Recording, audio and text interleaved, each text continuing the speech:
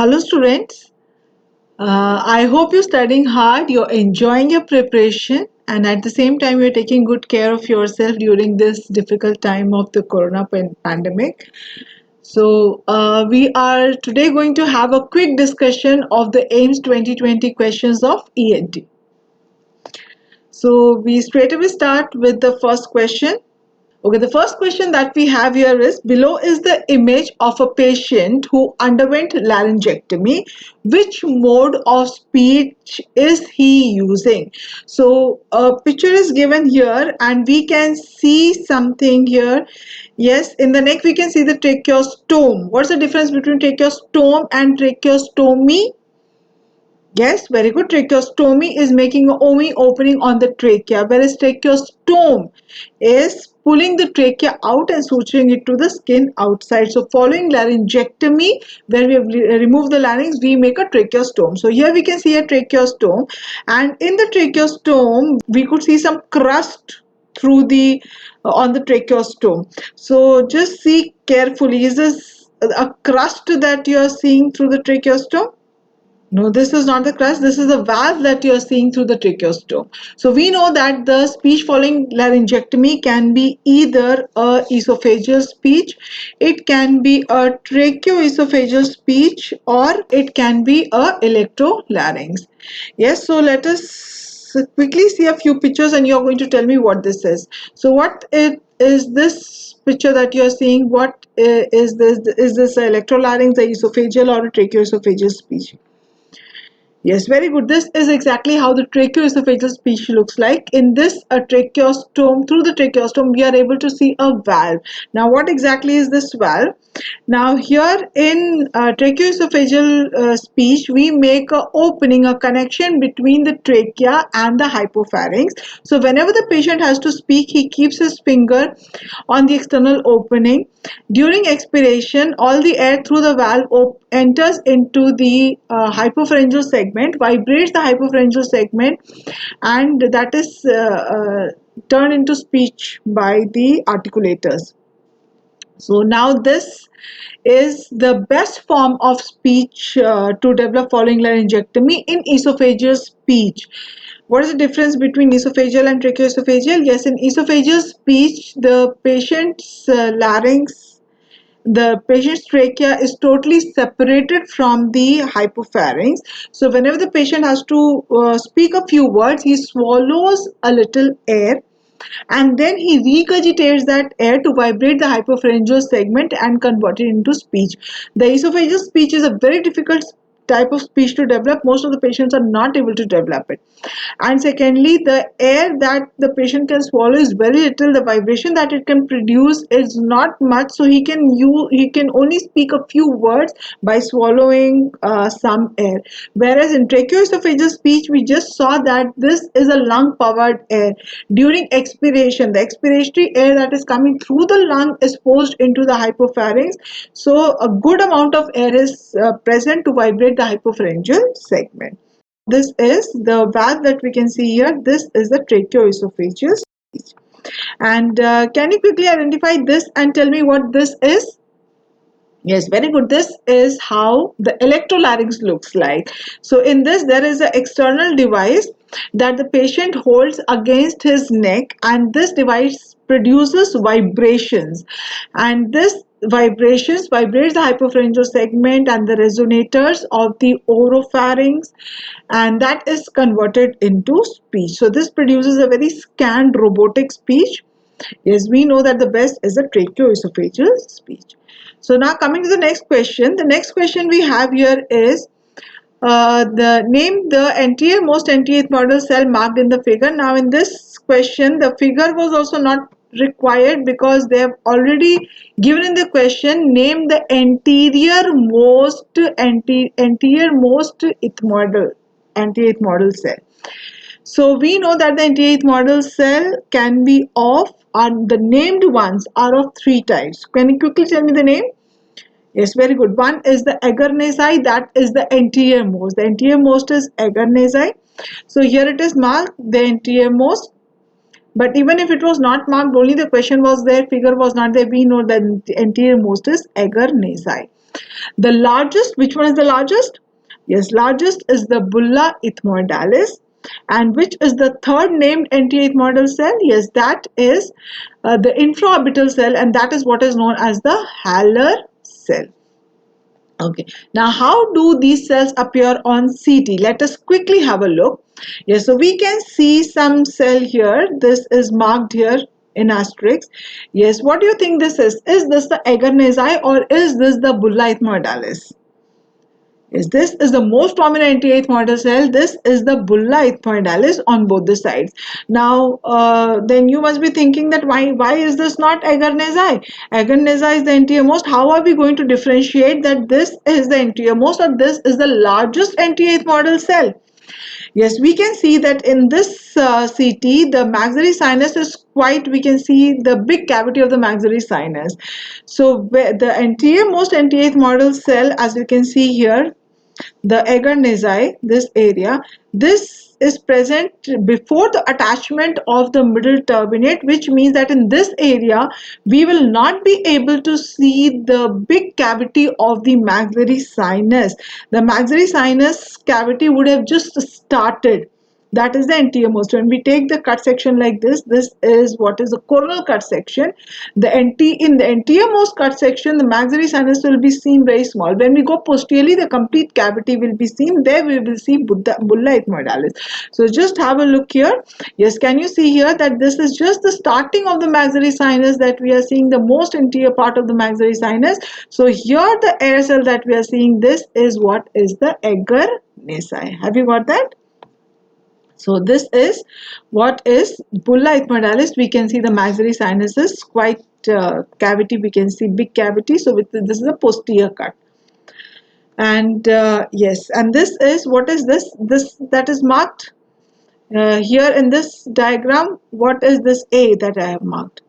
A is, it's very good. This is the largest anti-ethmoidal cell. This is bulla ethmoidalis, and this thing that is marked in asterisk, which I have marked as B, this is the infraorbital anti-ethmoidal cell. This is what is known as Haller cell. Normally, the ethmoidal cells are supposed to be only present on the medial wall then of the orbit. They are not supposed to be on the inferior wall. So if they are present on the inferior wall, that is what is named as Haller cell. And if it is present, then the chances while operating, there are chances of injury to the orbit. Also, we can see that this big intraorbital cell is blocking the drainage of the maxillary sinus. So that can be a cause of recurrent maxillary sinusitis. Now in this question, we can see that there are two more choices. One is concha bullosa and the other is fovea ethmoidalis. So will you be able to differentiate a concha bullosa? Will diagnose a concha bullosa? Yes, just see this CT. Can you see that the middle turbinate here is pneumatized? Yes, otherwise the turbinate is supposed to be like this, as you are seeing here. Now in this, the inferior turbinate, both the inferior turbinate appear quite hypertrophic. So this is the hypertrophic inferior turbinate, and in the middle turbinate we can see that there is air within the turbinate, and yes, this is what is known as, can you tell me what? Very good, this is what is known as concha bullosa. And what is fovea ethmoidalis? What is fovea ethmoidalis? Yes. Now, did I teach you the shape of the ethmoid bone? Yes, we saw when we did the anatomy of the nose very beautifully that the ethmoid bone is a single bone on both the sides. So here, this is the lamina papyracea. This is the roof of the ethmoid bone, which is known as cribriform plate, and that has a part, a projection superiorly going in the cranium, that is the crista galli. Now actually this cribriform plate is not straight. Okay, so this is not actually straight. Let me draw how it actually looks like. Okay, so this cribriform plate, as you can see here, this is the crista galli. Yes, you can see in this diagram. I'm just marking, this is the crista galli. Yes, the cribriform plate has two parts. One is known as the medial lamella, the other is known as the lateral lamella. So actually the cribriform plate looks like this. It is in the center is the crista galli. We have the medial lamella and a sloping lateral lamella. The lateral lamella is a very thin bone, lateral lamella of the cribriform plate, and this articulates with the with a thicker bone laterally. Yes, with a thicker bone laterally, that is the extension of the frontal bone. As you can see in this CT, just have a look in this CT. Can you see this thicker bone? So this thicker bone is the extension of the frontal bone. The orbital plate of the frontal bone extends down to meet the lateral lamella of the cribriform plate. This is a thicker bone. As you can see here, can you see this side? This is a thicker bone. So this part of the frontal bone which extends to form the roof of the ethmoid sinuses. So these are the ethmoid sinuses. So the ethmoid sinus roof, which is formed by the frontal extension, this is what is known as fovea ethmoidalis. So this is what is known as fovea ethmoidalis. Whenever it is asked that what is the most common site of CSF leak, always we see fovea ethmoidalis in this choice. The most common site of CSF leak is the cause is traumatic and the site is fracture of cribriform plate, and which is the most common to be fractured is the lateral lamella, because this is a thin bone and this is a thicker bone, so the site of junction gets fractured very commonly. So this is what is fovea ethmoidalis. Yes, so now you can see here, this is the thicker bone, this is fovea ethmoidalis. So now coming to the next question. A patient presented to the ENT OPD with a complaint of vertigo. So here the patient has vertigo. There is no hearing loss. Okay, so if there is only vertigo and no hearing loss, can you tell me some conditions? Only vertigo. Yes, there can be in labyrinthitis. Will there be vertigo as well as hearing loss? Yes or no? Yes, labyrinthitis is acute inflammation of whole of the labyrinth. So it will not spare the hearing part. There will be hearing loss as well as vertigo. In Meniere's, will both be affected or only one? Yes, in Meniere's, both will be affected, hearing as well as the vestibular system, because the whole of the membranous labyrinth gets dilated. So yes, so you were going to tell me any condition where only vertigo will be present. Yes, only the vestibular part. Yes, very good. BPPV. Tell me any infective condition which involves specifically only the vestibular nerve. Yes, vestibular neuritis. So here, what further is given? The doctor performed a diagnostic maneuver and then performed a therapeutic maneuver. Which is the diagnostic maneuver? So here is asked the diagnostic maneuver. So here is by the diagnostic and the therapeutic maneuver, it is very obvious that this is a patient of BPPV. And what is the diagnostic maneuver? Very good, the Dix-Hallpike maneuver. That is the diagnostic maneuver. Whereas what is the therapeutic maneuver? A therapeutic is the Epley's maneuver. Very good, Epley's maneuver. So yes, we can see here the Hallpike. This is the Dix-Hallpike test. This is the Dix-Hallpike test, and in this we make the patient sit and lie down in different positions to see whether that generates the vertigo similar to what the patient experiences. And if the patient has vertigo, at the same time we can see the nystagmus, we label it as positive, and then we subject the patient to the therapeutic maneuver, and that is what is the Epley's maneuver that we are seeing here, the Epley's maneuver. Okay, now coming to the next question. Name the structure marked in the figure. Yes, so tell me the answer what this is. What is this structure? Yes, very good. This is the piriform fossa. Yes, so this is the piriform fossa. Very good. Okay, so now you are going to tell me, I'm going to mark the various other structures and you are going to tell me what these structures are. Yes, tell me this. What is this? What I have marked as A. What is this structure? Yes, very good, post-cricoid. What is this? B. What is this that I have marked as B? So B. What is B? B is very good, epiglottis. What is C? What is this? Yes, this is, yes, very good, aryepiglottic fold. What is D? Excellent, arytenoid. And what is this white structure that we are seeing? This is the true vocal cord. Wonderful. So where is vallicula in this picture? Where will you see vallicula as? Vallicula is, yes, it is just below the base of tongue and above the epiglottis. So in this area, somewhere above the epiglottis will be the vallicula, Okay, and how will the pharyngeal pouch be seen? So here the answer is piriform fossa. How will you see the pharyngeal pouch on endoscopy? Yes, this is how the pharyngeal pouch looks like. You can see the collection of the saliva in both the pouches. We will be able to see two openings, A and B, and separated by a bar. This is the cricopharyngeal bar. Just above the cricopharynx is the pouching occurring in pharyngeal pouch. That is the most common site of pharyngeal pouch formation, the Killian's dehiscence. And so we can see this cricopharyngeal bar in between the two opening, in between the actual opening of the esophagus and the opening of the pharyngeal pouch.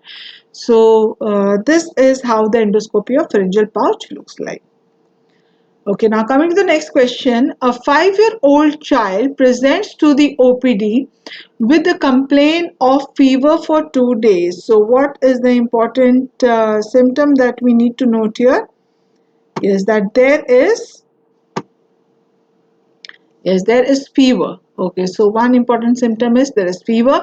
The child, and it is acute onset, okay, 2 days. The child looks toxic, is having drooling of saliva.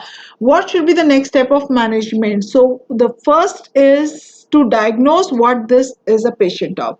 So you are quickly going to tell me, is this a patient of croup or is this a patient of acute epiglottitis? It is an infective condition that we know. Yes, with the help of fever. So this is an infective condition. Patient has fever. So is this a viral infective condition or is this a bacterial infective condition? Accordingly, our management will change. So what do you think? Is this croup the viral or is this acute epiglottitis? Yes, in croup, what are the things that are going against croup here? Yes, the patient has acute onset.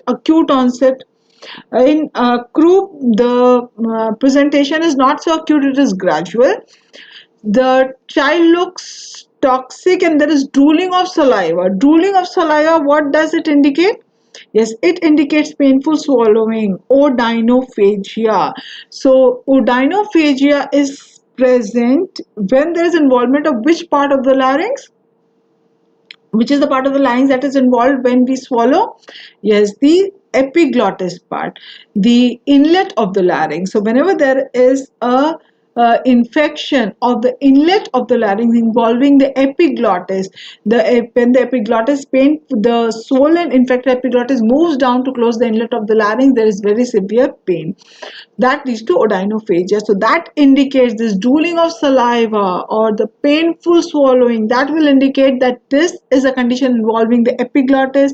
It is an infective condition. So yes, this is acute epiglottitis. So what should be the next step of management?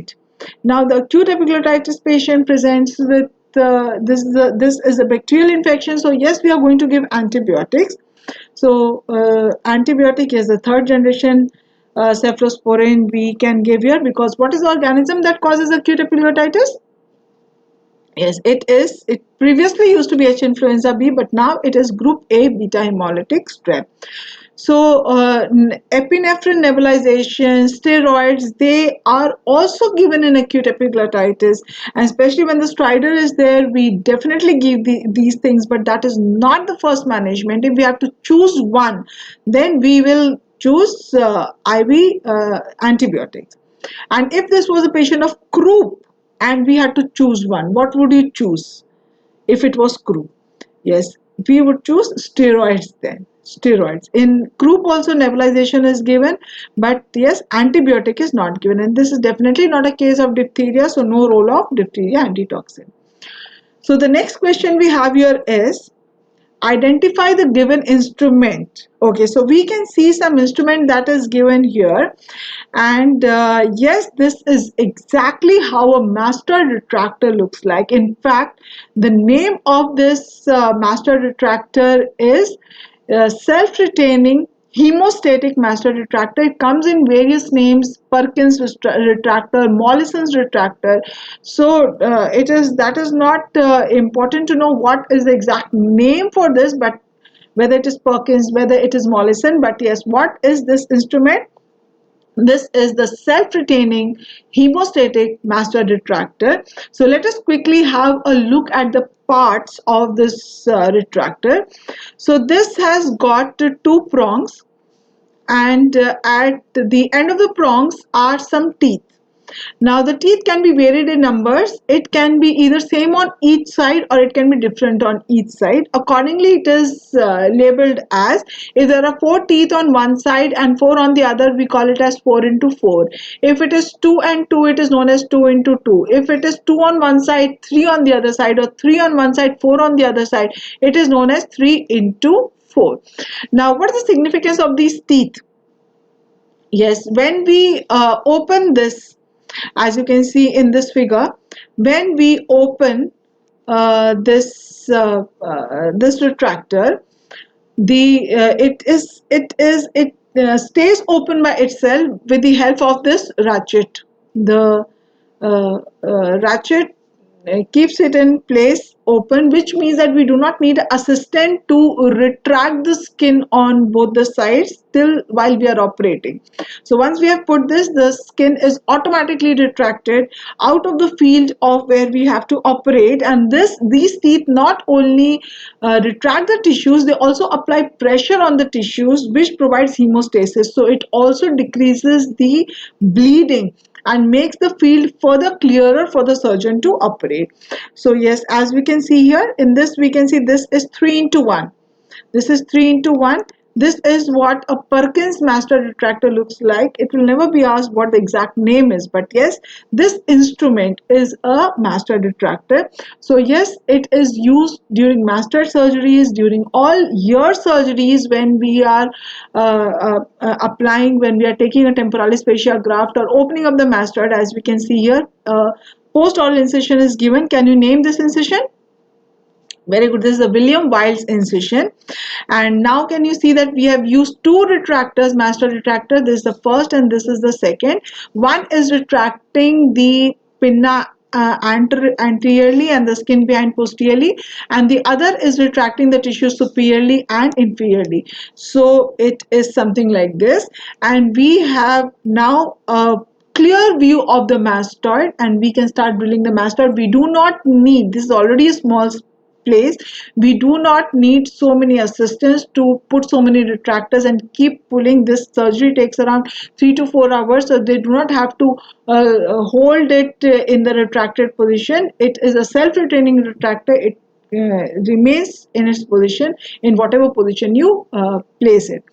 And whenever we are doing tracheostomy, by chance we do not have an assistant to assist us, we can use this retractor also to retract the skin. So when the opening is small, we can use this in those places also, like in tracheostomies or in thyroidectomies, if we do not have an assistant, and we can just want the tissues to be retracted by themselves. So that is what we need to know about this, that there are 2 prongs and there are teeth. The significance is that because it is self-retaining, so the hands are free, the tissues are away from the surgical field, and since it is hemostatic, so the bleeding is reduced. So it is used not only for ear surgeries but also for tracheostomy, thyroidectomy, and also sometimes for skull surgeries. Okay, so now we come to the next question, and that is, which procedure is shown in the following figure? So what we can see here is that some injection is being put on the external nose. Now, even if we do not have an idea about what exactly this procedure is, let us try to solve this by exclusion. Frontal sinus trephination. Okay, so even if you do not know what trephining is, what trephination is, you know it is something on the frontal sinus. The name is given frontal sinus trephination. So frontal sinus is not present, so lower down frontal sinus is here. So we are not doing something on the frontal sinus by injecting something here. So this cannot be, this is ruled out. Anterior ethmoidal block, anterior ethmoidal. So is this area supplied by the anterior ethmoids? Anterior ethmoidal nerve Yes, that is a branch of the ophthalmic nerve. The arterial supply and the nerve supply very similar. The ophthalmic artery gives the anterior and posterior ethmoidal artery. Similarly, the ophthalmic nerve gives the anterior ethmoidal nerve. So this is just gross we are doing now. We will go into detail just in little time. So this is this the area of supply of the anterior ethmoidal?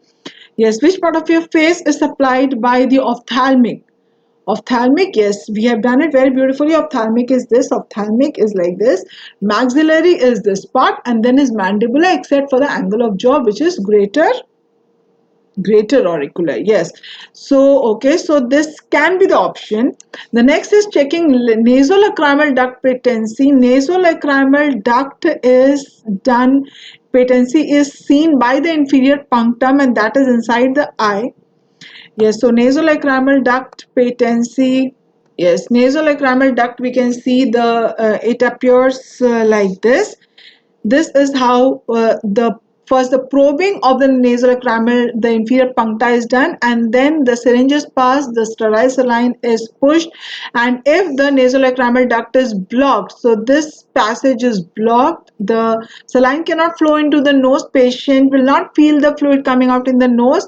What will happen is there will be regurgitation of fluid here back into the eye. So that is what uh, uh, yes, uh, syringing of the nasolacrimal duct looks like. An infraorbital block. Now, infraorbital, where is the infraorbital nerve? Infraorbital nerve, yes, it comes out through the infraorbital foramen. Where is the infraorbital foramen? Just below.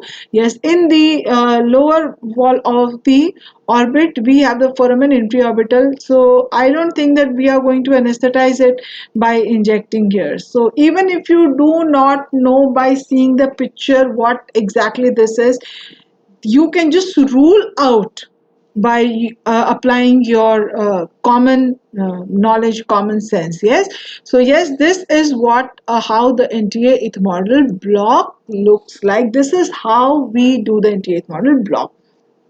Okay, now let us quickly see the nerve supply. We can see the nerve supply of the face. This is the ophthalmic, this is the maxillary, and this is the mandibular. Angle of jaw is by, yes, very good, that is by the greater auricular. Yes, C2 and C3, cervical plexus. Okay, now the ophthalmic. This you are going to tell me. I told you that whenever we are reading any nerves or any vessel, we are going to remember it in continuity. So yes, the ophthalmic is a branch of, yes, trigeminal, and it comes out through the supraorbital fissure. Yes, yes, the supraorbital fissure is the connection of the brain to the eye. So anything that has to pass from the brain into the eye has to pass through two foramen, either supraorbital fissure or the optic foramen. So here the ophthalmic passes through the supraorbital fissure, but it does not pass as ophthalmic. It divides into three branches. That is the lacrimal, supplying the lacrimal sac, the frontal, and the nasociliary. The most medial is the nasociliary. Yes, so as we can see here, the most medial is the nasociliary. The nasociliary nerve, as it comes, it gives the branches, the posterior ethmoid, it gives the branches, the name is naso and ciliary, so it will give nasal branches and ciliary branches to the ciliary ganglion. So it gives the ciliary branches, and the nasal branches are the posterior ethmoidal, the anterior ethmoidal, and the infratrochlear. Yes, as we can see here, the intratrochlear. Yes, this is the intratrochlear. Yes, and it gives the anterior and the posterior ethmoidal. The anterior ethmoidal and the posterior ethmoidal now have to, from the orbit, enter into the nose. So how are they going to enter? Along with the same vessels, same name vessels, anterior ethmoidal artery and posterior ethmoidal artery. So the anterior and posterior ethmoidal foramen, they enter into the nose. The anterior ethmoidal travels superiorly to the cribriform plate. It travels superiorly to the cribriform plate, and there it divides into a medial branches and lateral branches. The lateral branches supply the lateral wall of nose. The medial branches give supply to the septum, that is very similar to the anterior ethmoidal artery. Yes. So now this the anterior ethmoidal nerve, it exits at the junction of the nasal bone with the cartilage, upper lateral cartilage, that is somewhere here. Yes.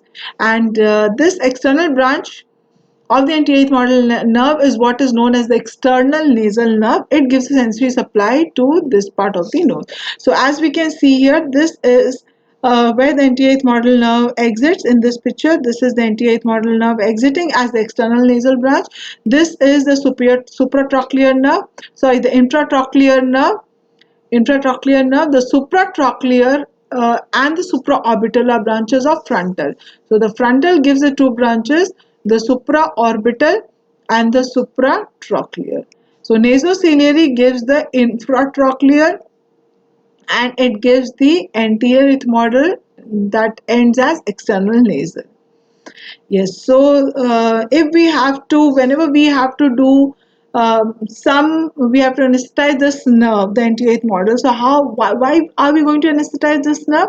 Why do we need anesthesia in this area? Yes, whenever we are doing a repair of the CLW, an abscess drainage, or we are going to do a fracture reduction, we need this area anesthetized. So that we can do by anesthetizing the anterior ethmoidal nerve. So in these cases, whenever we have to do a fracture reduction, we do not only anesthetize the anterior ethmoidal nerve, we also anesthetize the intraorbital nerve. Now, intraorbital, is it a branch of ophthalmic? Intraorbital. Tell me, it is a branch of what? Yes, it is a branch of the maxillary. Maxillary. We know that this part is supplied by the maxillary, and this is the intraorbital nerve. So, intraorbital nerve, which is a branch of maxillary, how does it reach this area? Where's the maxillary nerve in relation to the nose? Yes, we can see here. This is the maxillary antrum. This is the pterygoid plate. Yes, here is the roof of the this pterygoid fossa. This is the base of skull. Here we have the opening, that is the foramen, through which the maxillary nerve is going to enter into this fossa. Again, you are going to tell me the name of that foramen. Yes, the foramen rotundum. So through the foramen rotundum, the maxillary nerve comes here, and it gives the various sensory branches. The sensory branches, the nasopalatine, the orbital branches, the pterygoid branches, and the greater palatine. Yes, greater palatine comes down here to supply the palate, and the yes, the end branch of the maxillary is the intraorbital. The intraorbital passes through the intraorbital groove and exits to the intraorbital foramen that you are seeing here, just below the inferior wall of the orbit, and this gives a sensory nerve supply to this part of the face that is supplied by the maxillary. So now if we want to anesthetize this nerve, how can we anesthetize this nerve? We can anesthetize this nerve, yes, either directly by injecting, yes, either directly by injecting at the intraorbital foramen area by palpating this just below the eye. So what exactly is a landmark where the intraorbital foramen is? You can palpate it, but also when we look straight, our pupil points in which direction, it is exactly below that. And we can also, if we do not want to give external incision, we can reach this area by an intralabial incision. As you can see here, this is an intralabial incision just above the second molar. That is when the patient is looking straight. Yes, just above the second molar, the syringe is passed. The anesthesia is given by passing a syringe and just above the second molar, and one hand is kept over the intraorbital foramen area so that this needle does not cross that and reach the eye, and the anesthetic agent is delivered through the syringe. So if by chance this picture was given, so you know this is blocking of the infraorbital nerve. Same, this is of the intraorbital nerve. Now in nasal surgeries, for the X block for anesthesia of the external nose, we know this is ophthalmic, this is the maxillary. So this can be blocked, this can be anesthetized, this area, by the intraorbital block. This can be anesthetized by giving anesthesia to the ophthalmic, that is the NT8 model block. Now we have another very important block that is given for nasal surgeries, and that is for blocking this complete, yes, the blocking all the sensory supply of the nose. That is, we know that all the sensory supply mainly is by the maxillary, the branches of the maxillary, and that can be anesthetized by putting anesthetic agent in the sphenopalatine fossa, or by directly anesthetizing the branch of the sphenopalatine, the nasopalatine nerve, the branch of the maxillary nerve which is entering into the nose. So if I ask you this, I told you already that the nerve supply is very similar to the arterial supply, which is the branch of the maxillary artery which enters the nose, which is the largest artery of the nose. Yes, the sphenopalatine artery. It enters the nose through which foramen? Sphenopalatine foramen. Where is that sphenopalatine foramen? Yes, 1 centimeter behind the middle turbinate. So that through that foramen also enters the sensory supply of the nose, the branch of maxillary, that is known as nasopalatine nerve. So this we can anesthetize. How can we anesthetize that? Yes, this we can anesthetize by, yes, through the nose, just 1 centimeter behind the middle turbinate. We can see here, this is the middle turbinate area. So just behind the middle turbinate, we know is that foramen, the sphenopalatine foramen. So either we can place an anesthetic gauze or anesthetic cotton ball, which is known as the anesthetic pledget,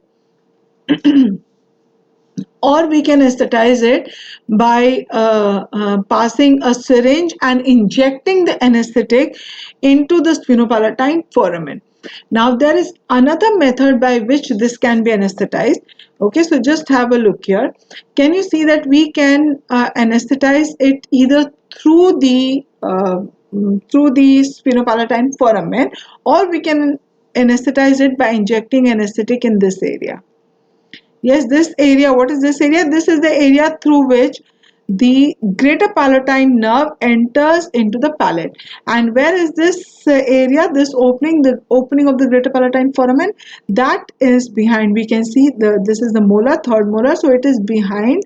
It is medial and it is posterior to the third molar, which means that if we have a look here, yes, it is just posterior and medial and a little posterior to the third molar. So somewhere here or somewhere posteriorly you can inject the anesthetic, so agent, and that will directly enter into the sphenopalatine fossa, anesthetizing all the nerves here. Yes, so this can also be done. The sphenopalatine fossa, if we know that it opens laterally into the infratemporal fossa. We have done the anatomy of the sphenopalatine fossa very, very beautifully in great detail. So if you've forgotten, just go back to the anatomy of the lateral wall and there you will find it. We know that sphenopalatine fossa opens laterally through the pterygomaxillary fissure into, yes, the intratemporal fossa. So we can anesthetize it also through the infratemporal fossa. Yes, that you are seeing here. We can anesthetize it through the infratemporal fossa by passing a needle just above the notch of the mandible directly into the sphenopalatine fossa. That is done under guidance, under fluoroscopic guidance. You cannot just do it blindly. Whereas the block of the intraorbital nerve, the NT8 model nerve, as well as the block of the sphenopalatine ganglion, the sphenopalatine area, that can be done blindly through these methods. Yes, so quickly let me repeat. If we want to anesthetize, you are going to tell me quickly, if you want to anesthetize the NT8 model nerve, where can you anesthetize? Yes, externally here at the junction of the nasal bone and the upper lateral cartilage, that is where you need to inject the anesthetic agent. If you want to anesthetize the intraorbital nerve, how can you anesthetize it? Yes, either at the intraorbital foramen, or you can do it sublabially, just above the second molar. You can inject you can pass the needle to come up till the intraorbital foramen area. If you want to anesthetize the maxillary nerve branches, the sensory branches in the sphenopalatine fossa that is behind the maxillary antrum, we can do it through the nose inside by passing the anesthetic agent or placing the anesthetic gauze in the sphenopalatine foramen area, or you can reach it through where the greater palatine nerve is exiting the fossa, that is through the palate, or you can do it laterally through the intratemporal fossa area. So is that clear to you? So if any of this picture is given, will you be able to identify which block is being done here? Yes. So this is what block? Yes, the sphenopalatine. And when do we need to give a sphenopalatine block? Yes, when we are doing nasal surgeries like FES for anesthesia. The sphenopalatine fossa also has the parasympathetic supply of the nose. Parasympathetic supply, what does it do? Vasodilatation. So when we want to block the vasodilatation, which means when we want vasoconstriction, for example, in we can do this in surgery to decrease the bleeding, we can go for this block. And also for whenever the patient has trigeminal neuralgia, very painful conditions of the face, or in post in severe pain neuralgias following cancers, or in post herpetic neuralgias, these, or in cluster headaches, also the trigeminal nerve is anesthetized, the maxillary division is anesthetized, which can be anesthetized by anesthetizing the sphenopalatine fossa. Okay, now what is the procedure that is being done here? Yes, here we can see that what we have done is we are opening, we have given an incision above the medial canthus. Yes, and we are drilling, and now we have opened. Yes, so what this is how a frontal sinus trephination is done. Now, when we would like to open a frontal sinus externally, nowadays we know that most of the surgeries of the sinuses are done endoscopically through the nose inside. Yes, and what is that surgery known as? Excellent. That is what is known as FES, functional endoscopic sinus surgery. So when will you like to open the frontal sinus externally? Yes, to drain an abscess from the frontal sinus. So we know that whenever there is an abscess which does not respond to antibiotics, so then this can lead to complications, external complications, and we need to drain it. So when we need to drain it, when it follows, it usually follows acute condition, acute sinusitis. If there is acute purulent sinusitis where the pus has collected in the frontal sinus, acute purulent frontal sinusitis, we know in acute conditions to operate through endoscopically through the nose. In acute conditions, we know that you usually do not operate. The main management is medical management. But if it is not getting better by medical management, if this medical management is not working because the pus is so much that it is not responding, or maybe it is leading to complications, then in that case we need to drain the pus, and doing that endoscopically through the nose is going to be very challenging, because we know that the frontal sinus has a small, it has a small duct, it has a long narrow duct that opens through a small opening in the middle meatus. Yes, middle meatus, no? Yes or no? Yes, what are the other sinuses that open in the middle meatus? Yes, along with the frontal? Very good, maxillary and anterior ethmoid. Yes, so that is a very narrow area where we are going to deal, and there is already inflammation, edema in this area, and if we are going to give an incision there is going to be good bleeding which is going to obscure our view, and if we blindly just go into the frontal recess, frontonasal duct, which is known as also frontal recess, and operate there, it is a very long narrow tube, there are chances of synechia formation and further complete blockage of the frontal sinuses. So that is why in those circumstances we prefer to drain the abscess externally. So what we do is that we do by giving a very small incision at the inner side of the medial side of the brow like this. So we give us, as we can see here, we give an incision and a very small incision, maybe one to maximum 1.5 centimeters in size incision, and we incise the skin up till the periosteum. We raise the periosteum from the frontal bone area now, and we drill the inferior wall and the anterior wall of the frontal sinus. So opening has been made, and now we are going to irrigate the frontal sinus with antibiotic and saline. So whatever passes there is going to drain out, and we are going to put a drain for post-operative, for drainage of the post-operative collections and for irrigation of the frontal sinus. And this drain is going to stay in place for around 7 to 10 days, following which we remove it. This is what is known as frontal sinus trephination. And yes, note down the indication of frontal sinus trephination. It is done only yes, to drain an abscess in conditions which are not responding to medical management. So in acute purulent frontal sinusitis which is not responding to medical management, or complications that have occurred following the frontal sinusitis, which have to be drained externally, and it is easier to drain it externally through the trephination, which is not benefiting by medical management. So these are the main indications of frontal sinus trephination. So that picture that we saw, yes, it is now we now know all about all the choices very clearly when we hear frontal sinus trephination. Now that picture comes to our mind, and we know where exactly it is done, how exactly it is done. And T8 model block also, we now know how it is done, where it is done.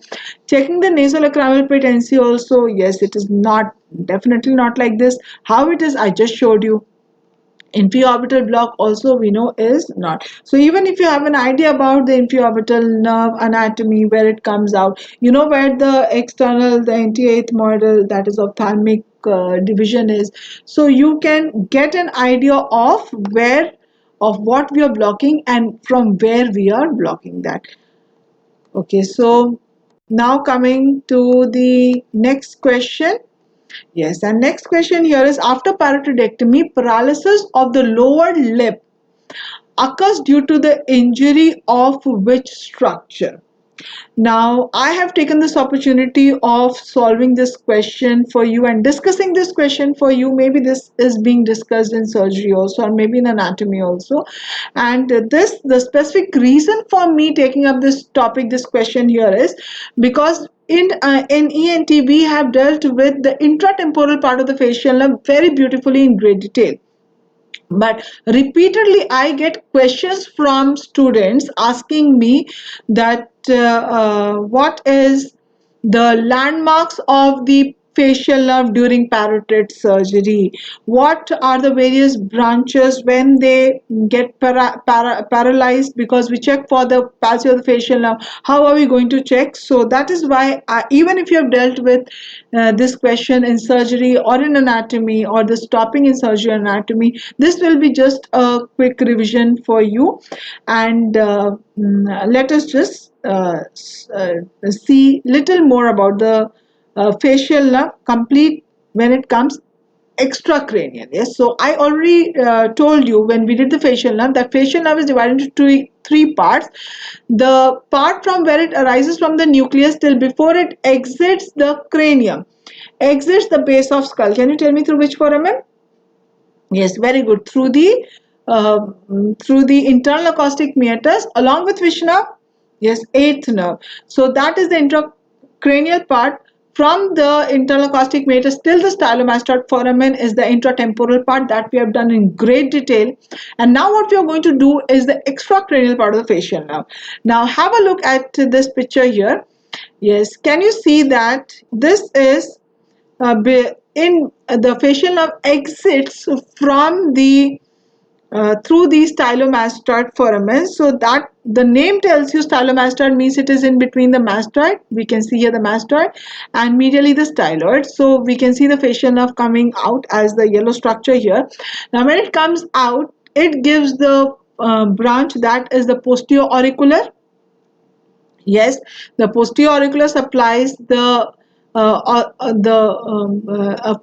muscle occipitalis muscle, occipitofrontalis muscle, and it supplies a few muscles of the auricle. And yes, it also gives the sensory branch that is involved in acoustic neuroma. What is that sign known as? Yes, the Hitzelsberger sign. Very good. Now, this facial nerve trunk also gives two more branches. One is to the posterior valley of digastric and to the stylohyoid. And now, again, these two branches we are going to see just in some time. And now it enters into the parotid.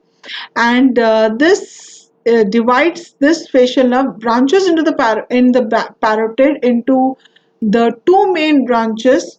They are the temporofacial and the cervicofacial, which ultimately divide into total five branches. Yes, so the temporofacial divides into the temporal branch and the zygomatic branch, and the cervicofacial divides into the buccal branches, the marginal mandibular and the cervical branches.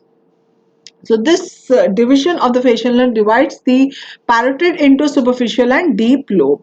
Okay, now which means that this area where the parotid is present and which we operate during parotidectomy becomes a very risky area for the facial nerve. In fact, can you tell me what is the most common cause of iatrogenic cause, surgical cause of facial nerve palsy? Is it parotid surgery or is it mastoid surgery? Yes, it is parotid surgery, followed by second most common is mastoid surgery. Yes, so it is parotid surgery, and can you see how much branching is there in the parotid? So it is so important for us to, while operating on the parotid, to be able to identify the facial nerve and to be able to preserve it. Yes, so how do we do that? So now, yes, now this is a question that I will ask you first. What are the landmarks for identification of the facial nerve during parotid surgery? Tragal pointer, posterior valley of digastric, styloid process, tympanomastoid suture, the angle between mastoid and bony EAC retrograde. So now there are two ways that we can learn it. Either we can just make some mnemonic and we can rectify this. Okay. And the second is to actually understand what these things are and what do you think will be better. Yes, any day. Better is that we understand it properly so that it forms a picture in our mind and then we are going to remember it no matter what. Yes, and that is the reason why the ENT lectures also have become so long. Few students message me that ma'am, the ENT lectures are 49 hours, and that is when I also realized that it was 49 hours. I had not counted how many hours because I was going with the flow and I was trying to explain each and everything, trying to give a picture in your mind so that you do not have to ratify anything, so that everything is so crystal clear that once you hear it, it becomes you have the picture in your mind. So that is why it is that many number of hours. But yes, what you can do is you can watch it. If it is the first time and you have no idea about ENT, you can watch it at 1x speed. But otherwise, if you have some idea, you can watch it at 1.2 or 1.5x speed also, and that is a trick that you can apply while seeing the videos. You can always try to watch any video at a higher speed. Try watching it at 1.2 or at 1.5x at least, and you will see that when you watch it at a higher speed, your concentration increases and your mind learns uh, how to decipher it at a higher speed, and you can understand. You will notice that you are able to understand it equally well when you are seeing it at a higher speed also. So when you see it at a higher speed, you're not going to take so long, but yes, definitely it is going to, a picture is going to form in your mind so that everything is so crystal clear, you do not have to rectify. Okay, so now we are going to take the second way, and that is we are going to understand and learn. So now here, what is the incision for parotidectomy? Yes, the incision is, we see that the parotid is here. So to expose the parotid, we need to give a big incision starting from in front of the pinna, going behind the pinna and going lower down, because the parotid, a part of the parotid goes behind the mandible lower down also. So we need to completely expose the parotid. So this is the incision, which is named as modified Blair's incision. This is known as modified Blair's incision. So now I have given the incision. Okay, so I've given the incision, and now when I raise the skin flap, what are the structures that I'm going to encounter from lateral to medial? Yes, so from the skin surface going deep, from lateral to medial, what are the structures that we are going to encounter? Okay, so this is the incision. Yes, this incision can be asked in your exam and asked what is the name of this incision. Yes, this is the modified Blair's incision. Yes, this is how post-operatively we have stitched it back, and it looks like the modified Blair's incision. So now we raise the skin flap. So when we raise the skin flap, now in this picture what I have done is we do not have the parotid here, so that the view becomes a little clear. So just note, this is the mandible here. Yes, the mandible. This is the external auditory canal, the cartilaginous part. This is the mastoid, and on the mastoid is attached the posterior belly of digastric. On the inner surface, here is the styloid process. Yes, here we can see so many vessels and nerves. So I am going to decongest this area also. Before I decongest this area, I want to tell you something. Yes, now here we had the pinna, which I have removed. Okay, now in the pinna anteriorly we have the tragus. We have the tragal cartilage. Now the tragal cartilage, the lower part ends in the form of a cone, or you can say it in the form of a triangle. Now this triangle tip is of significance in identifying the facial nerve, and this, because it points towards the facial nerve, this is known as pointer. It is of the tragus cartilage, so it is known as tragal pointer. Okay, now let me decongest this area further. So yes, I have very beautifully decongested it. Now here what you can see is the mastoid here. We can see the styloid process. We are concerned about the facial nerve. We know facial nerve exists through stylomastoid foramen. Stylomastoid foramen is known so because it is in between the styloid and it is in between the mastoid, so which means that this here is the stylomastoid foramen. Yes. Yes, and here I am seeing the cartilaginous external auditory canal. The pinna has been removed, so if I try to recreate the tragus, it will appear like this. We have the tragus cartilage here, and we have the pointer. Yes, we have the pointer here going down. Yes, okay. So now if I try to draw the facial nerve coming out through here, okay, let me try to draw the facial nerve. Okay, so if I try to draw the facial nerve, okay, so it will come out. Can you see this? I will just draw this tragal pointer again for you. Okay, so this is how the tragal pointer looks like.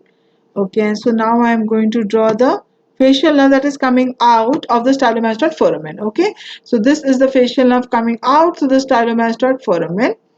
Okay, so here we have I will also draw the digastric. Okay, let me take a blue color for the digastric muscle. Muscle has to be brown, but anyway I have taken the digastric, which is attached to the digastric ridge. Now from this, only from this much, if I ask you that is the facial nerve yes, is the facial nerve lateral to the styloid process, yes or no? Yes. In other words, can I tell that the styloid process is medial to the facial nerve? Yes or no? Yes. If I tell you that, see, when it is coming out from here, we have the digastric also going like this. We have the digastric going like this. So this facial nerve, can I tell that it is above the digastric? Yes, it is approximately 1 centimeter above the digastric, where the digastric, as we follow the digastric to the mastoid, and is it more or less a little the upper part of the digastric? is parallel to the facial nerve as it is coming out? Yes. So the facial nerve is parallel and above the digastric. Now let us see the tragal pointer. Is the facial nerve below the tragal pointer? Yes. How much below? 1 centimeter below. And this tragal pointer is, I told you that when we are going to study the structures from lateral to medial, which means that as I am going to dissect here, yes, as I'm going to dissect here, the first thing that I'm going to encounter is the tragus. So when I see the tragal pointer, that gives me indication that I'm going to find the facial nerve only 1 centimeter more deep, more medial, and 1 centimeter below it. Yes, so that is why tragal pointer is the very important landmark. But yes, that is not the a very good landmark because it is cartilaginous, and when we are pulling it, so there can be a little shift of the pointer, but yes, it gives you more or less an idea about where you will find the facial nerve. Okay, so yes, so that is the tragal pointer. So it is 1 centimeter deep, and it is 1 centimeter below and 1 centimeter deep medial. Okay, now let me scrutinize this further. So see what we have done now. We have scrutinized this totally, and yes, if we see here now, so this is the tragal pointer area. The tragal pointer definitely will not be present here because I have removed the cartilaginous part. Now we have come to the deep part in which the whole cartilaginous part of the external aortic canal has been removed. This is the bony part of the external aortic canal. Now the bony part of external aortic canal anteriorly, you see here, anteriorly is formed by the tympanic bone, and posteriorly we have the mastoid. Where the tympanic bone and the mastoid meet, that is known as the tympanomastoid suture. Now this tympanomastoid suture can extends down to the area of the stylomastoid foramen. So the tympanomastoid suture extends down to the stylomastoid foramen, and this tympanomastoid suture can be palpated through the external aortic canal. And when we are able to palpate the tympanomastoid suture, that we can also call as the junction between the bony and the cartilaginous part. Are you getting it? I have removed the cartilaginous part, and this is the bony part. This bony part is where the tympanomastoid suture, the suture between the tympanic plate of the temporal bone. Temporal bone has various parts: the styloid, the mastoid, the tympanic, the petrous. Yes, so the tympanic plate and the mastoid, where they meet, the tympanomastoid suture. So the facial nerve is just around 6 to 8 millimeters deep to it. 6 to 8 millimeters deep to it is the facial nerve. Okay, so now if I talk about the bony landmarks, let us see. We have the mastoid here. Mastoid here, how is it significant? Because it is the digastric attachment. We have medially the styloid process. In between is coming out the facial nerve through the stylomastoid foramen. So it is below the tragal pointer, 1 centimeter below and 1 centimeter deep to it. It is just 6 to 8 millimeters below the tympanomastoid suture. It is in between the digastric laterally and the styloid process medially. The digastric, the upper part of the facial nerve, is parallel to the digastric, the upper border of the digastric. Okay, now if the same thing, let me ask you in a different way. If I give you a statement that the facial nerve bisects the angle between the mastoid and the external aortic canal, bony external auditory canal, will that be true? Yes, we can see that in between the mastoid and the external aortic canal, this is coming. So yes, it is bisecting. So whichever words I use now, if we have understood this anatomy, we will be able to answer it correctly. So now let us come back to that question, that yes, what are the landmarks for identification of facial nerve during parotid surgery? Now when you see this, yes, tragal pointer, is it? Yes, the facial nerve is 1 centimeter inferior and medial to it. Yes. Posterior belly of digastric? Yes or no? Yes, the facial nerve is superior and parallel to it. Is that true? Yes. Styloid process, the facial nerve is lateral to it. Yes. Tympanomastoid suture, facial nerve is 6 to 8 millimeters deep to it. Yes. It bisects the angle between mastoid and bony external canal. Yes, exactly. And the other method that we can identify the facial nerve trunk is by retrograde method. What is the retrograde method? We identify the peripheral branches. Yes, so we identify the peripheral branches and we go retrogradely. We identify the peripheral branches and we go retrogradely to identify the main trunk of facial. Yes, so you can do it by either ways, but the initial methods that we have devised, the mastoid, the tympanomastoid suture, they are the tragal pointer, all those are the very important to identify the facial nerve trunk, and that is much easier than the retrograde method. Okay, so now we can see that the facial nerve is the facial nerve divides into two trunks. The upper trunk is the temporofacial trunk. This divides into the temporal and the zygomatic.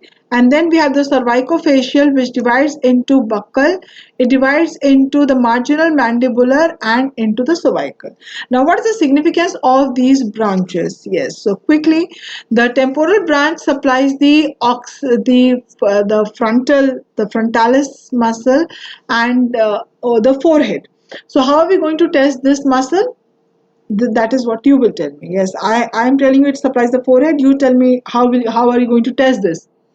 Yes, very good. You ask the patient to create wrinkles. Yes, and raise the eyebrows and create wrinkles. So by this we are going to test the temporal branch. So when can the temporal branch be injured? Yes, we know it is going up from the tragus. Yes, this is the external aortic canal bony part. Yes, so from below the tragus, if we draw a line, yes, slanting line going up till the eyebrow, the lateral part of the eyebrow, that will be the line this follows. Okay, so whenever we are dealing with any skin condition here, or we are going to do any facelift operation, the plastic surgeons, so this can be injured and then the patient will not be able to do this wrinkling, yes, raising his eyebrow. The second branch I will tell you, that is zygomatic, that supplies the orbicularis oculi. Now you tell me how we are going to test this branch. Very good. We ask the patient to close his eyes tightly. Yes, that is how. Okay, now next is the buccal branch. Buccal branch supplies the orbicularis oris and it is also supplying the buccinator. Buccal branch supplies the buccinator, which is present here. It goes further anteriorly and supplies the orbicularis oris. It is also it is responsible for elevation of the upper lip. So elevation of the upper lip is by both buccal as well as zygomatic. And how are we going to supply the test the buccal branch? Buccinator. How are you going to test the buccinator? Yes, so ask the patient to, yes, blow his cheek and you're going to push pressure and you're going to see how much he can retain it. Very good, excellent. Now the next is the marginal mandibular. Now what is the course of the marginal mandibular? Marginal mandibular, yes, remember very carefully, the marginal mandibular, it goes down below the mandible and then it ascends up again. Yes, now just see carefully. Can you see this, the facial nerve and the facial artery, one artery and one facial vein? This is the facial vein and this is the facial artery, and along with that goes the facial nerve, marginal mandibular. So it goes down, dips down below the mandible and then ascends up again along with the facial artery and the facial vein, comes up to supply the lower lip, the depressor labii angularis. So it is for depressing the lower lip. So when is the lower lip depressed? Yes, okay, see when we smile, yes, when we are smiling, when we smile, yes, yes, you've got a beautiful smile, yes, I can see that, yes. So when you smile, yes, what happens? The lower lip goes down. So if the levator labii inferior is not working, if the marginal mandibular is not working, so what will happen is that this lowering will not happen. Yes, and the cervical branch is the last, and that supplies the platysma. The platysma also attaches, so that we can test by torting, asking the patient to tort the platysma. Okay, so now the platysma also attaches, it comes up to the lower lip, so it also assists in some movement of the lower lip. So when you tort your platysma, see your lower lip also moves a little. Yes. Okay, so now, yes, so we can see here in this patient, when there is complete palsy, lower motor neuron palsy of the facial nerve, where that is after the nucleus. So we can see that yes, there is no wrinkling here. The eye, we cannot see whether it is closing or not. Probably it is not. We can see the nasolabial crease, all this muscle, the zygomatic part is gone. The patient is not able to, this is the normal side. So here the patient is able to lift his upper lip. Here he is not able to lift up. So the buccal branch is gone. When you will ask this patient to blow, he will not be able to blow it. Now in this, we can see that this patient is able to lower his lower lip down. Yes, in this, but here that is not possible. So this is the marginal mandibular branch, which is also gone. Okay, so this is the area of the temporal branch. Yes, and this is the area of the marginal mandibular branch. The buccal branch can be present anywhere in between here, and the zygomatic branch also goes a little yes, below the temporal branch. Okay, so diagnose this condition for me. Tell me, what is this palsy? Yes. Which side? First you tell me which side. Yes, this, we are asking the patient to lift his eyebrow. So we can see that on the right side, is he able to do it on the right side? Yes or no? Yes, on the right side he can do it. On the left side he is not able to raise. See again? Yes, he is able to raise it on the right side, not on the left side. Yes, so what is this palsy? I give you two choices. Yes, this is a temporal palsy, or this is temporal plus zygomatic, both palsy. Yes, diagnose and tell me. Temporal only or temporal and zygomatic both? Very good. This is only temporal because we can see that when we are asking the patient to close his eye, the orbicularis oculi is working properly. So the zygomatic is good, only the frontal area is gone. So which means that only the temporal branch has got injured here. Very good. Okay. Now diagnose this. Diagnose this. Yes. In this, we can see that which side, first you tell me which side is appearing normal here. Normal. Yes, here the patient is able to ask to raise his eyebrow. So we can see that on the left side he is able to raise. So this is the normal side, this is the normal side. Here the patient is not able to create wrinkles here, not. So yes, the temporal branch is gone. Yes, and how about the zygomatic branch? Zygomatic, is the patient able to close his eyes properly? No, so the zygomatic branch is also gone. So it is injury to both. Very good. Okay, now diagnose this. Diagnose this. Yes, I will tell you that all these are because of palsy of one nerve only. Tell me which nerve will that be? Which nerve will that be? Yes, first you tell me in this, in first figure, which is the normal side? Which is the normal side? Yes, in this patient, maybe the patient is speaking, or maybe the patient is smiling. So we can see that this part is going down, this part is not going down. So it is a palsy of the left side. The right side is normal, the left side is paralyzed. Yes, tell me about this patient. Yes, in this patient, the patient is talking, or maybe she's smiling.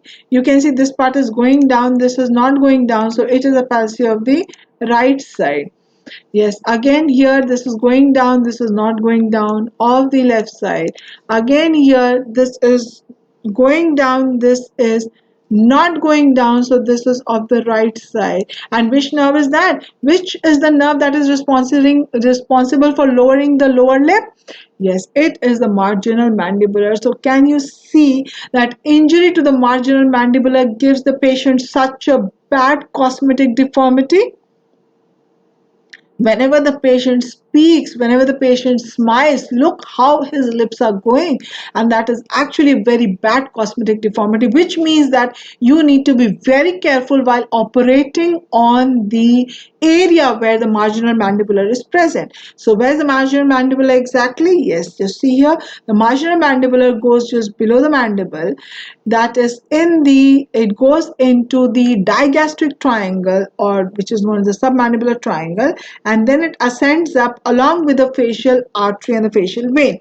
So just try to palpate the facial artery. Will you be able to palpate it? Yes, you can actually feel the pulse of the facial artery. Try to palpate it at the lower border of the mandible. You will be able to palpate the pulse of the facial artery. That is exactly the area of the marginal mandibular nerve where it ascends up to go up to supply the muscles of the lower lip. So, in which surgeries are there chances of damaging this nerve? Yes, whenever we are operating on the submandibular triangle area, whenever we are going for a submandibular gland, yes, that is this area. So whenever we are going for submandibular gland excision, or we are giving an incision to take a biopsy of a lymph node of the submandibular area, or where we are going to drain an abscess. Can you tell me in which abscesses we give an incision here? Yes, if I give an incision here, I will be into which space? Which space is that? Yes, very good. That is the parapharyngeal space. So parapharyngeal space, or in Ludwig's angina, when you give a center midline incision, you have to be very careful not to injure the marginal mandibular nerve. So how do you exactly know that if you give an incision here, the marginal mandibular nerve is safe? Yes, you always give an incision, any incision on the neck below the mandible is always 2 fingers below the lower border of mandible. Any lateral incision is always 2 fingers below the lower border of mandible, so that will protect the marginal mandibular nerve. Okay, so yes, so coming back to the previous question here. Yes, what was the previous question? Yes, after paroidectomy, paralysis of lower lip occurs due to injury to which structure? So main trunk of facial will lead to injury not only of the lower lip. We just saw if the main trunk of facial is injured, complete 1/2 of the face will go. All the branches, 5 branches of the pes and serenus will be gone. Okay, parotid duct has got nothing to do with the supply to the muscles of the face. Temporal branch of facial, we just saw how it presents. The patient will not able to raise his eyebrow and create wrinkles on the forehead. Now we are left with cervical branch. Now a more lucrative answer would have been the marginal mandibular branch. But cervical branch can lead to involvement of the lower lip, a little deformity of the lower lip. Uh, yes, because it supplies the platysma. Platysma attaches to the lower lip, so that can also lead to paralysis of the lower lip. So both marginal mandibular and cervical branch injury can lead to deformity of the lower lip. So I hope that is clear for you. So yes, we saw the landmarks of the identification for facial nerve, and I'm sure now you are not going to have any difficulty in remembering that and identifying if any of these structures are marked or any of these palsies are given. So now I'm going to take the liberty of discussing another question which probably would have been discussed in surgery also, but yes, again, because I want to discuss it from a different angle. So all the following nerves can be injured in thyroid surgery. So, a recurrent laryngeal, superior laryngeal, ansa cervicalis, and marginal mandibular. Now, even if you do not know which exactly, whether we know that in thyroid surgery the laryngeal nerves are injured. Yes, the recurrent laryngeal, the superior laryngeal can be injured. We know that. Yes. So now the doubt is between ansa cervicalis and the marginal mandibular. So now we just saw the marginal mandibular. So we know that no, it cannot be marginal mandibular. The marginal mandibular goes quite high up, and the thyroid surgery is lower down. So even if you do not exactly know whether it is ansa cervicalis or not, by exclusion you can mark the answer is ansa cervicalis. Okay, so now I have a few more questions for you in this only, but before that I will like you to know a little more about the triangles of the neck. So yes, we have this very beautiful picture which is showing this a submandibular triangle. Yes, this is the anterior belly of digastric, posterior belly of digastric. In between that is the submandibular. In between the two anterior belly of digastric, this is the submental triangle. This is the submandibular triangle. Yes, and this is the hyoid bone. To the hyoid is attached the omohyoid superior belly. So in between the posterior belly of digastric and the superior belly of omohyoid, yes, we have, okay, and before that, yes, I just reminded, it just came to my mind too. Yes, when we did this, yes, when we did this, we know that this is the digastric posterior belly, and from here will arise the stylohyoid. Stylohyoid. So both these, the facial gives the branches. Yes, I told you that facial gives the posterior auricular branch. It gives muscular branch to the posterior belly of digastric and stylohyoid. So when we know its course, it becomes so easy to remember that along with the pes sensorinis, it supplies these muscles also. So coming back to that question, so this is the carotid triangle. Yes, and in between, and this is the sternocleidomastoid. Yes, in between the omohyoid, the lower border of the sternocleidomastoid, and the midline, this is the muscular triangle. So these are the main triangles from which questions are being asked repeatedly. Last year were two questions in two different exams. This year again has been a question in AIMS, and again in JIPMER has been a question again of the triangle. So what is asked is, either it is asked that submandibular gland excision is being done, which of the nerves can be injured? Like here it is asked in thyroid surgery, which of the nerve will not be injured? Or if you are removing a carotid body tumor, which nerves will not be injured? If you are doing a surgery on the larynx, which nerve will be injured? Or if you are operating on the heart, or if you are operating on the esophagus, which nerve will be injured? Okay, so broadly we need to know that if you are operating a particular area in the neck, so which are the nerves that are present there that can be injured? That can give you so much the idea about what will be the answer. So now let us see this. Yes, the submandibular triangle. Submandibular triangle, what are the structures? Let us see this. Yes, submandibular triangle is in between the mandible superiorly. Here we have the anterior belly of digastric and the posterior belly of digastric. Yes. So submandibular triangle, we have the submandibular gland. We have the facial, the three facial, the facial artery, the facial vein, and the facial nerve. Which branch of facial nerve? Yes, the marginal mandibular branch of facial nerve. Along with that, the hypoglossal nerve, it goes through the carotid triangle and then ascends up. Hypoglossal has to supply. Hypoglossal supplies what? Yes, it supplies the tongue. So it has to come through the submandibular triangle to go to supply the muscles of the tongue. So in the submandibular triangle, we have these structures. Yes, we have the submandibular salivary gland. We have the facial artery, vein, and the nerve, the marginal mandibular, the hypoglossal nerve. And we have the lymph node level 1B. So which means that if we are taking a biopsy from the lymph node level 1B, if we are operating on the submandibular salivary gland, if we are draining any submandibular abscess, there can be chances of injury to which structures? Yes, the facial artery, the facial vein. The most important here is the marginal mandibular nerve. There can also be injury to the hypoglossal nerve. Marginal mandibular is superficial, hypoglossal is a little deep, so less likely to be injured, but most important, more likely to be injured is the marginal mandibular nerve. So now if you are given any question like this, you know that what you can injure. Now coming to the carotid triangle. Now what are the structures that are present in the carotid triangle? Don't get scared by seeing this list. It is very easy to remember. The name itself tells you carotid triangle means it has the carotid sheath. Carotid sheath had what structures? Carotid sheath has the common carotid. Yes, so common carotid, along with the division of the common carotid, the superior, the internal and the external carotid. Yes, so we have the carotid sheath. So main content of the carotid sheath, we have the common carotid, we have the internal carotid, external carotid, and along with these, we have the branches of external carotid.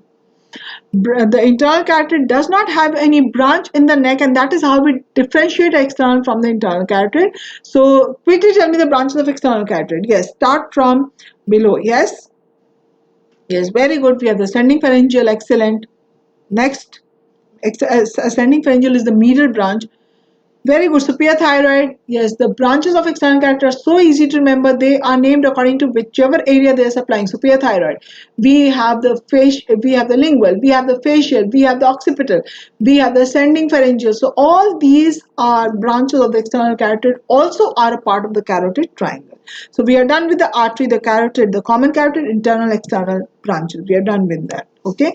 Other part of the carotid triangle is the internal jugular vein, along with the tributaries, and we have the vagus nerve. Yes, so not only is the 10th nerve present here, we also have the 10th, the 11th and the 12th. The spinal accessory also passes, and the hypoglossal we saw passes from the carotid into the submandibular, then goes to supply the tongue. And this, we have a very important nerve that is present here, that is the superior Superior is given high off in the base of skull area. It comes down till the carotid triangle. Yes, see here. Yes, we have the common carotid here. Then we have, let me change the color of the pen. Okay, let me take a blue. Yes, so we have the common carotid. We have, which one should I mark as internal, which should I mark as external? This one is internal or external? Yes, we can see no branches, so this is internal. We can see many branches, this is external. So which branches, that also you know. Okay, now coming to the nerve, we have the vagus here. We have the vagus, we have the spinal accessory going up here, and we have the hypoglossal, which is dipped down here, but ultimately it will go up into the submandibular triangle. Okay, now the branch of the vagus superior, it is given off in the base of skull. Yes, so it is not given off from the vagus in the carotid triangle. Remember that it is given off in the base of skull, which means that in base of skull surgery, can you damage the superior separately, alone? Is it necessary the superior will be damaged only if the main trunk of vagus is damaged? No. The superior is given off high up in the base of skull area from the inferior ganglion of vagus. Yes, we have dealt with this very beautifully in the Mano videos, and yes, we have also done with this topic in my YouTube channel, where we do the clinical discussion. The vocal cord palsy, we have done this now again very beautifully there. So this is what the superior here at the level of the hyoid divides into internal and external laryngeal. Now last year was a question that while operating on the carotid triangle area, patient presents following surgery with aspiration. So which nerve has got injured? And in the choice, both superior laryngeal and internal laryngeal was there. So which will you mark? The voice was given as not much change in voice. Yes, so if there is not much change in voice, which means that external laryngeal probably is good, there is injury to internal laryngeal. So again, come back to this. Yes, we have the sympathetic trunk also. We have ansa cervicalis. What is this ansa cervicalis? Let us have a look. Yes, ansa cervicalis is formed by the branches of the cervical plexus, the C1, C2 and C3, and it supplies the strap muscles. Yes, it supplies the strap muscles mainly, and it supplies the omohyoid. Yes, so it has got an anterior root, it has got a posterior root. You can call it superior inferior root, and it gives supply to the omohyoid, the strap muscles, the sternothyroid, the sternohyoid. Yes, and it gives the omohyoid, superior as well as inferior belly. So now from this picture, what can you make out? That the ansa cervicalis is mainly present in which triangle? Yes, a part of it may be in the superiorly coming down. Mainly it is in the carotid triangle. Can you make out? This is the carotid triangle area. Yes, so mainly it is in the carotid triangle, and some branches which go to the strap muscles also go anteriorly to the muscular triangle. So yes, we have the ansa cervicalis here, and we have the level 3 lymph node. So whenever we are operating on the carotid sheath, on the common carotid, on a carotid body tumor that arises from the carotid sinus in between the internal and external carotid, this area, yes. So whenever we are operating on the carotid triangle, there can be injury to all these structures. So according to the what the presentation is given, you will have to choose what structure has been injured. And yes, when you know that these can be the structures, when you know the anatomy, you will be able to definitely be able to diagnose it. Now coming to the muscular triangle, the muscular triangle is in between, as we can see here, the omohyoid, superior belly, the sternocleidomastoid, and in the center is the midline. And here we have the sternothyroid, the sternohyoid, the infrahyoid muscles. Yes, sternothyroid, sternohyoid, thyrohyoid. Yes, and when we remove these muscles, we can see that what is present here. When we remove the muscles, the strap muscles, and the lower border of the sternocleidomastoid, what structures we can see here is the carotid sheath lower part of the carotid sheath. We can see the superior and the inferior thyroid arteries, which are the branches of external carotid. Yes, they are present also in the carotid triangle, but they come down to supply, they come medially to supply the thyroid gland. Thyroid gland, which is present in the muscular triangle. So we have the thyroid gland, we have the parathyroid behind the thyroid, we have the larynx, we have the trachea, we have the esophagus, and we have the carotid sheath lower border. And in between the tracheoesophageal groove, we know comes the recurrent laryngeal nerve. From here superiorly is coming the superior laryngeal branch, external laryngeal nerve, to supply the, can you tell me what the supply is? Supply of the external laryngeal supplies only one muscle, and that is the only muscle that is not supplied by recurrent laryngeal. Yes, the extrinsic muscle that is in between the cricoid and thyroid, tricothyroid. So in the muscular triangle, these are the structures that can be injured. So now coming back to this question, yes, all the following nerves can be injured in thyroid surgery. Recurrent laryngeal nerve, yes. Superior laryngeal nerve, yes. Ansa cervicalis, thyroid surgery, yes, it can be injured. Marginal mandibular, it's quite higher up, no, it cannot be injured. Now let me ask you another question. Which of the among these only, which of the following nerves can be injured in while operating on the carotid tumor, except? All can be injured except. Now what will be your answer? While operating on the carotid tumor, which will not be injured? So which here is not a part of the carotid triangle? Tell me the answer. Very good. Then the answer will become recurrent laryngeal. Okay, now let me again change the question. Which of the following nerves can be injured while submandibular gland excision? Yes, what's the answer? Very good. Then the answer will become marginal mandibular.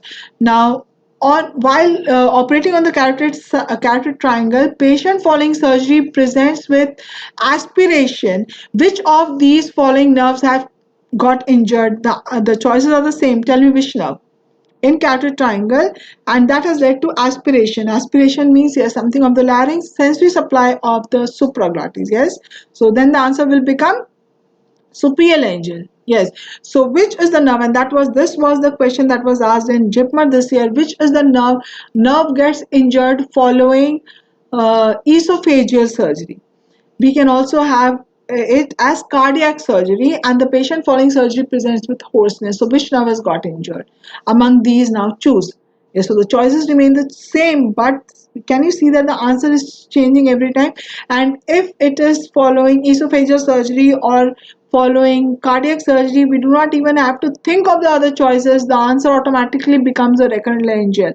And yes, in recurrent laryngeal, we know that the vocal cord can be either median or it can be paramedian. So if it is in median position, the voice will not change at all. In paramedian position, there can be mild hoarseness. So that is what I wanted to also discuss with you, because repeatedly these questions of the triangle, the anterior triangles, operating on the anterior triangles, and the patient presenting with some symptom, and what you're being asked is which nerve. So I hope I did justice to these two questions which you have been repeatedly asking me, which I thought had been discussed in other subjects and probably would have been discussed.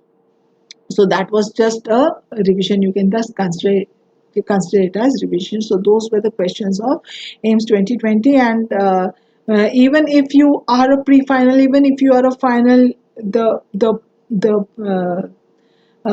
method, what you have to do is you have to read your text, you have to understand it properly. Rattofying will not work, cramming will not work. You have to be able to reproduce it, you have to do the MCQs, and revision is very important. You have to revise. So you have to, for revision, the best method is to give the test.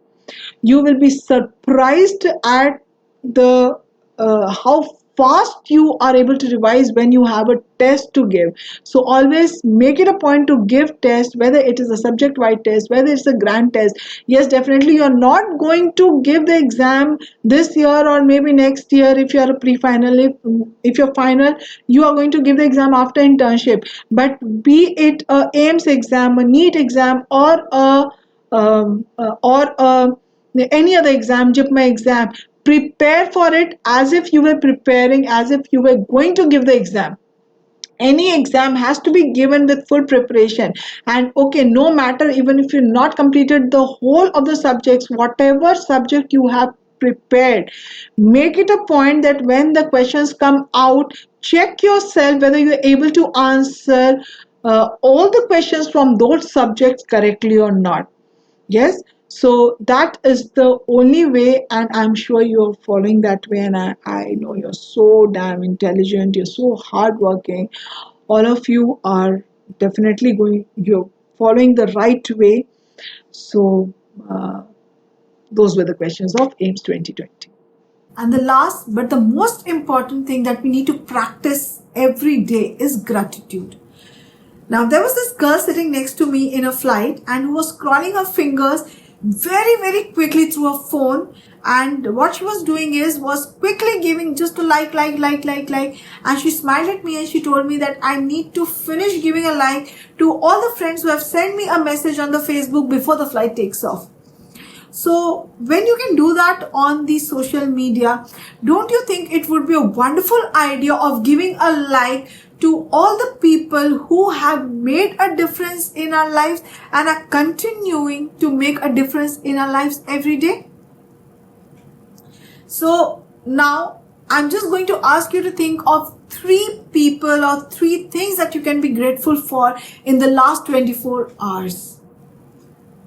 So when you think of the last 24 hours, maybe it is the first time that you're thinking like that, it would be a little difficult. But when you know that the next morning you have to think of 3 things that you have to be grateful for from the previous 24 hours, each and every second of the day you are going to live consciously, and then you are going to notice that not only 3, you are going to find so many instances, so many things that you can be grateful for every day. And now just think of some painful circumstances, painful moments that you have gone through in your past, and think of how those painful moments helped you to evolve into a better, into a more resilient, into a more stronger, a more wiser person. And now give a like to them also. So now you need to realize that when you do this every day, you give a like to all the people, all the good things, and also all the painful circumstances that you have undergone in your past, which has helped you to evolve into a better version. You know that no matter how painful any circumstances that you're going that you're going through right now, or maybe that you will go through in the future, will be only because It is time for a new version of you to come, a new edition of you to come. And the new edition is definitely going to be better than the previous edition. When I think about my life, I can think of so many circumstances which were so painful and so difficult, felt so devastating that time. But right now, I can give a like to them, and I can truly feel blessed and be grateful of those circumstances. I'm grateful that I did not get selected in the first attempt. So I had to go and stay home with my parents for a year when I prepared, and I'm so grateful for that year, because I don't think ever in my life I would have that year to go and spend so much of time with my parents again. I'm so grateful for all the people who created so much of politics in my government job, and all the people who created so much of pressure during my working in the private hospital, because of which I got that eureka moment that, come on, I am a doctor, I don't need to be employed by anybody, I can open my own clinic. And that gave me so much of liberty to choose my timing, to be able to practice as a clinician, as well as at the same time pursue my passion, my dream of teaching, and to be able to manage my time and to give so much of time to my family, to my child. So when you practice this every day, you realize that the way you look at the pain and difficult circumstances in your life has totally changed, and it is transforming. So to revise quickly the 3 things that I have told you, and like I always do in my videos, the first thing is that we need to put happiness in each and every second, each and every day of our life, so that ultimately our life is full of happiness. We need to measure our success every day, so that we are successful every day. Success becomes a habit, and we are ultimately successful in the long run. And we need to be grateful. We not only need to think about being grateful, we have to feel the gratitude. And that is what you need to do every day, to the good as well as the bad things that are happening in our daily lives. That is definitely going to be of a lot of benefit to you if you inculcate it in your daily life. So you can connect with me on the Facebook group, which is in the name of the book, the ENT for Entrance Exam. You can also connect with me on my YouTube channel, where we are running ENT Thursdays, where we practice clinical discussion of certain topics every Thursday, that is live, and the topic of discussion is given to you a week earlier.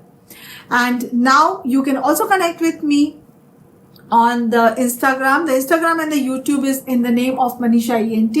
And on Instagram, where we are starting a new gratitude, be grateful thing, where you are going to share with me all the things that you are grateful about, not only in the past, but in your daily lives every day, so that it becomes a habit. So all the best, and God bless you.